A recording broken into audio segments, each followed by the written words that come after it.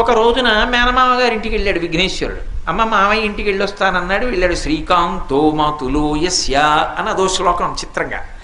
మేనమామ గారి ఇంటికి వెళ్ళి ఆడుకుంటున్నాడు. ఆడుకుంటుంటే ఏదో శ్రీ మహావిష్ణువు సుదర్శన చక్రం తీసి అక్కడ ఇట్టారు.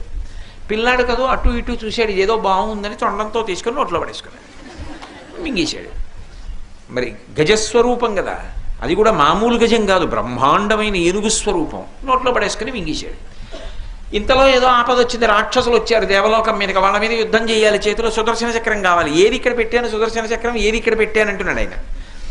అటు ఇటు తిరిగి విఘ్నేశ్వరుడు అన్నాడు, మామయ్య మామయ్య ఇక్కడ ఉంది చక్రం లాంటిది, ఏదో జిలేబీలా అదేనా అన్నాడు. అవునన్ను నోట్లో పడేసుకున్నాను. అయ్యో అదేమిటది చక్రం రా ఈ అన్నాడు. ఏం చెప్పినా ఇవ్వడు, నవ్వుతున్నాడు. చూడండి, మేనమామ సెల్ ఫోన్ తీసి దాచేసి మేనల్లుడు నవ్వినట్టు నవ్వుతున్నాడు. నవ్వితే చూసి చూసి మేనల్లుడు కొట్టలేడు, అవతల చూస్తే అవసరం చక్రమా ఆయన కడుపులో ఉంది, ఏం చేస్తాడు? చూసి చూసి చూసి పిల్లాడిని నవ్విస్తే పొలమారితే చక్రం బయటపడిపోతుందని ఏం చెయ్యాలో అర్థం కాక ఇంత శ్రీ మహావిష్ణువు వింత చేష్ట చేశారు. ఆయన ఇలా పట్టుకొని గుంజీలు తీశారు.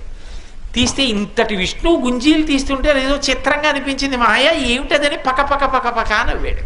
ఆ నవ్వడంలో పొలమారి ఆ చక్రం బయటికి ఎక్కేశాడు. అమ్మయ్య ఇంతే చాలరా అని పట్టుకెళ్ళిపోయాడు.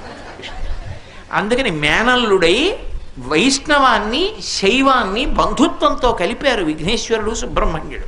అందుకని విష్ణువు ఆ రోజున చెవులు పట్టుకుని గుంజీలు తీస్తే ప్రసన్నుడై